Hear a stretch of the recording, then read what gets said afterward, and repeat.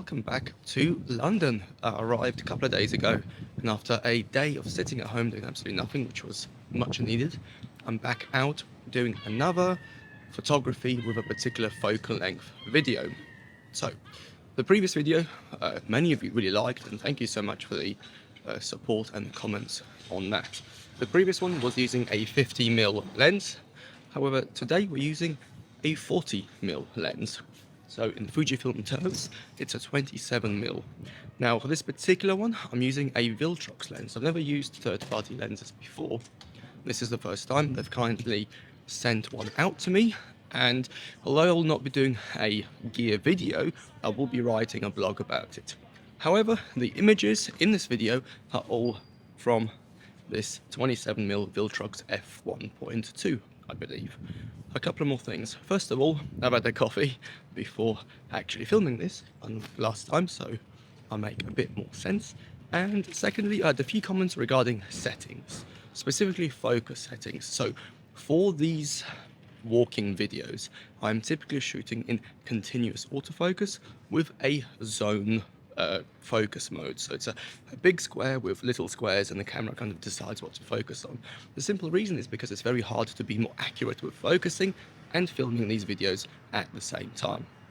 As for the rest of the camera settings, I am usually at around about f4 and shooting in aperture priority, so the ISO and the shutter speed. I just let the camera do whatever it needs to be. However, the minimum shutter speed is always set to 1/200. Now, at the moment, it's a very sunny day in London, which is a surprise, and I will be kind of staying at around f4. However, later, when we shoot into the night, I will be going down to f1.2 because I really want to see what this focal length is like at f1.2. I am fully aware that I've been waffling for quite a while, and I have nothing else to say, so thank you for your continued support, and enjoy the video. The light here is quite nice. There's a guy walking towards me with I'll say a briefcase or a bag, but I'm not sure that will work. The light is very nice, so I might hang around here and see if I can get something. I love the light on the boat and the buildings over there. Really cool.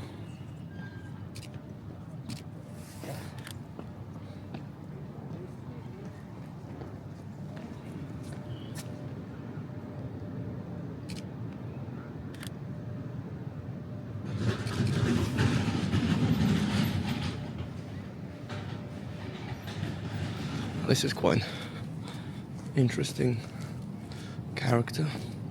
Actually, this is quite a nice little scene there. You've got the tree,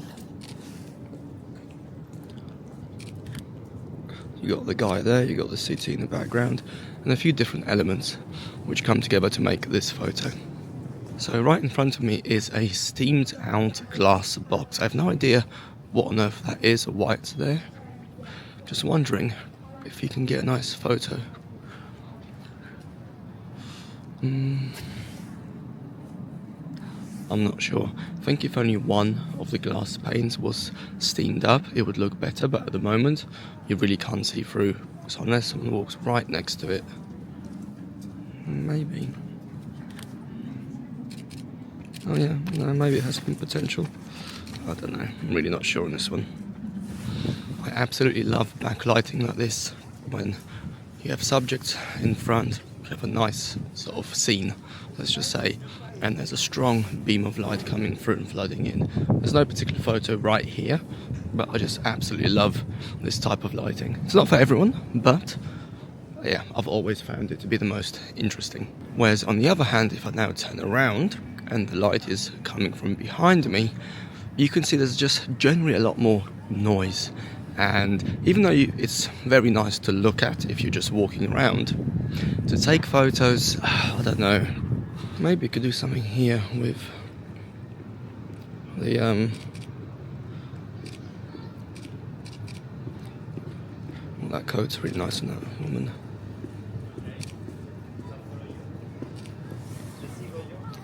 The whole idea here is to use this pane of glass to just block off all the noise from sort of this side of the frame. This is actually my first time shooting at 40mm. I've never tried that focal length before.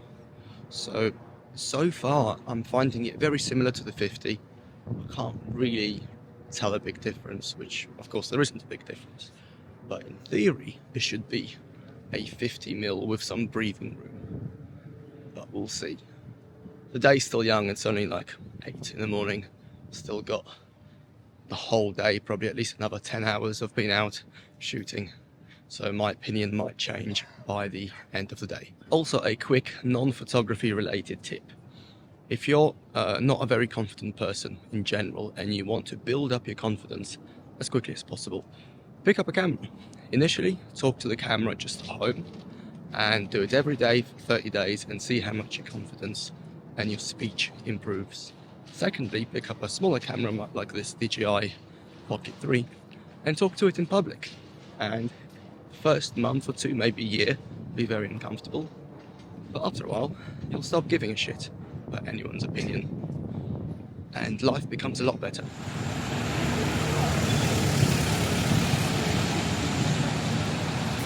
That's a really cool reflection there.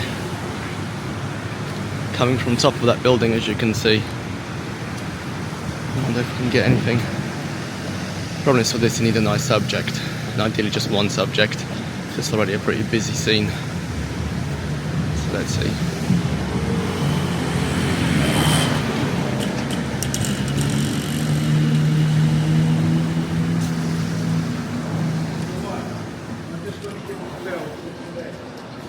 Well, this is really nice. You have the sun hitting the top of that, the Lloyd's building. Now, people are crossing in the shade, so obviously they're not going to be as noticeable. However, there's just enough light to bring them out. Just hopefully... Yeah, just hopefully we can get just one person crossing rather than a group of 10. This could be good.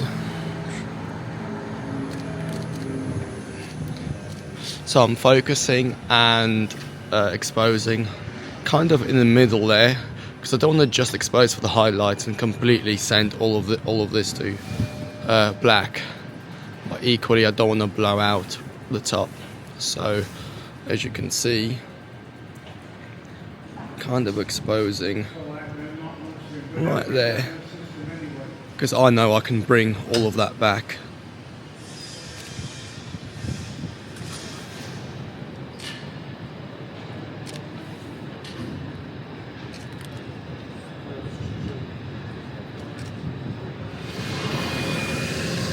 Just spotted a wicked subject. Hopefully he's still there by the time I get there. It's very cliche.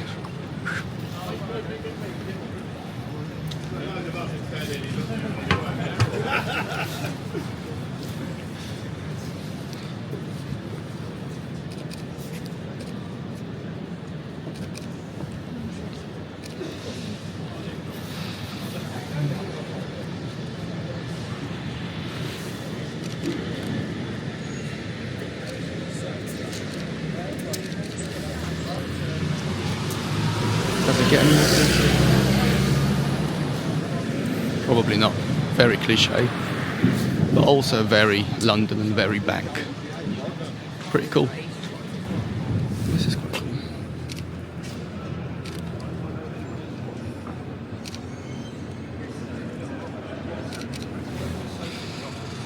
Not sure.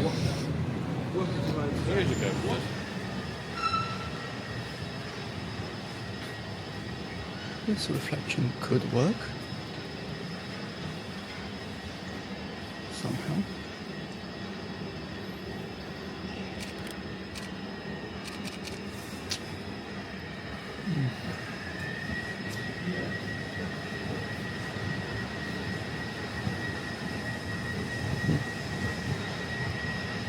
A lot of people in that. And there's like a tent over there with people in it. But I'm coming to get closer for that. I'll get that on the way out.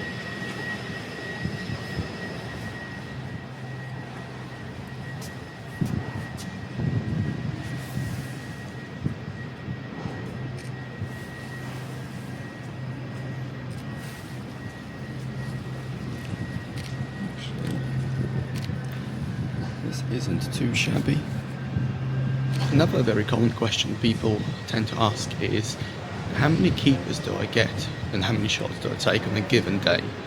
So in the last video where I did the 50mm video in Lisbon, I think I took about just under 1,000 photos in the entire day. I've kept probably 60 of them, and I've shared about 35 in the video. I don't try to work to any specific keep versus delete or versus shoot ratio. I think it's a bit pointless. Obviously, if you're shooting film, that's a very different discussion. But if you're shooting with a digital camera, like, I don't get this whole obsession with, oh, I've kept 100% of the shots I've taken or something along those lines. It just doesn't matter. What matters is the 1 or 2 good shots that you get at the end of the day. And on that point, I aim to walk away with one good photo from a day's shoot, in my opinion, I'm happy with. Now, what do I mean by good? I mean a photo that I'm happy to share on Instagram and to share online. Now, you might say, well, that's a very rubbish ratio, that's a waste of time.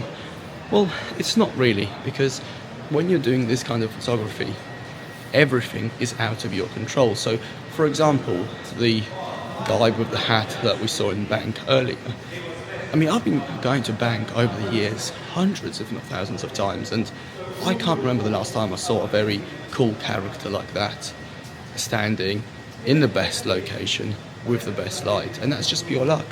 So you just have to be out to get all these photos. The point of this, not rant, but chat, is that don't get fixated on, I have to keep, 50% of the images I take or anything like that, because it doesn't really matter. Just take as many photos as you want, and over time you will naturally keep more versus deleting. Does that make sense? I hope it makes sense. Absolutely beautiful light here. Oh wow, that reflection is quite something. I don't know if this is picked up. No reflection. So there's someone walking down there, but I don't know.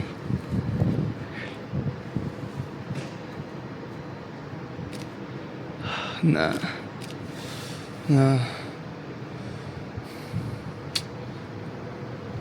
But the reflection is very cool. Now this is nice. Christmas tree over there, light flooding in.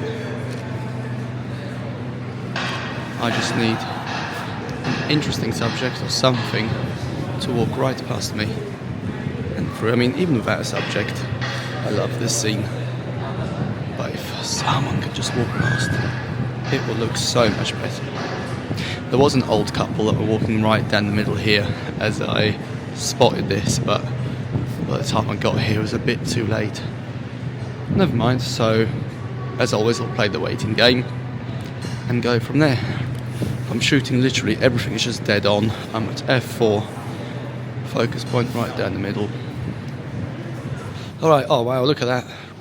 Ladies and gentlemen, say hello to Aaron, who's come to say hello. If you don't follow Aaron Jam, I actually thought it was your last name for a while. It's actually my middle name. Aaron Jam Sarigal. Like He likes jam, that's a shit joke. Okay, I hope you can hear me because it's very loud. Found this little texture on here with a nice background, which is the Bank of England. And I'm going to try and get someone walking through. So what I'm going to do is focus on the background. Oop, focus. Lock. And then, now that the focus is locked in the background, I just need someone to walk through. And I think you could see what I'm trying to achieve here. So, as you can see, it's focused. Now I try and get something through this opening. It's like a nice opening there. Maybe that will do. And with a taxi, nice. I'm quite happy with that one, actually. Oh, look at that for timing. Now it's just gone absolutely crazy with buses, everything. All right, actually really happy with that. Sweet. Okay, let's go.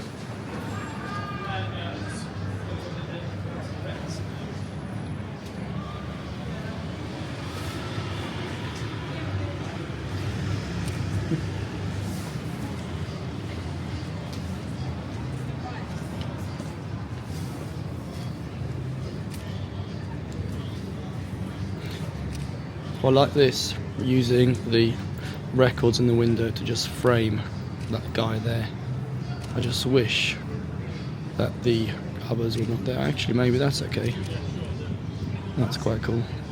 So this is another typical example of framing where you use a foreground subject. Here it's these vinyls to effectively squash the subject and create a more interesting composition. Alright, let's move on. Some serious lights. I guess that's why they make all their clothes and they press all the t-shirts and stuff. The light's very nice, isn't it? Yeah. A really cool light. Wow.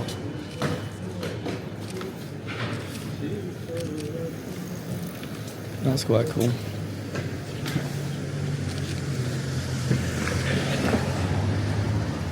Nearly got run over, but it's probably worth for the shot. Well, I mean, it's technically not worth for the shot, but that's cool where he's doing that. Maybe if I can go back. I've already got one shot that I'm kind of happy with from there, but sorry. I forgot that we're in London. It's weird people everywhere. To be honest, I'm probably one of them.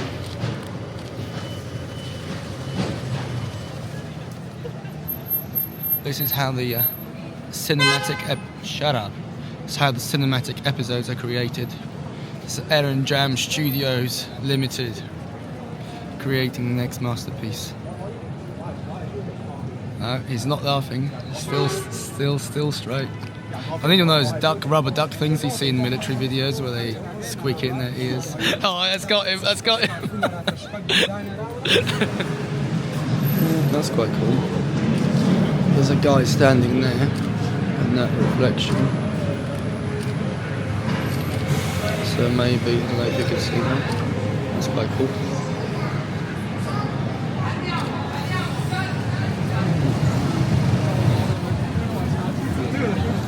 Look at the state of this.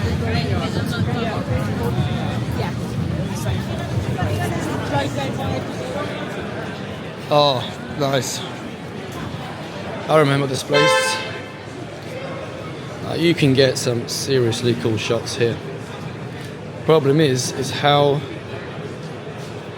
much are you prepared to wait?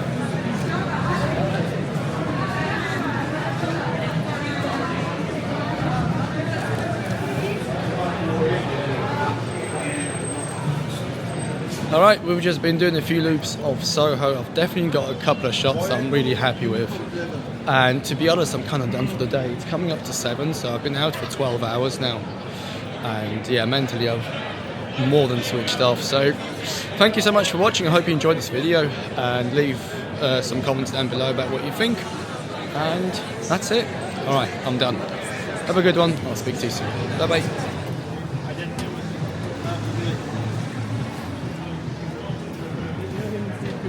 Let's go.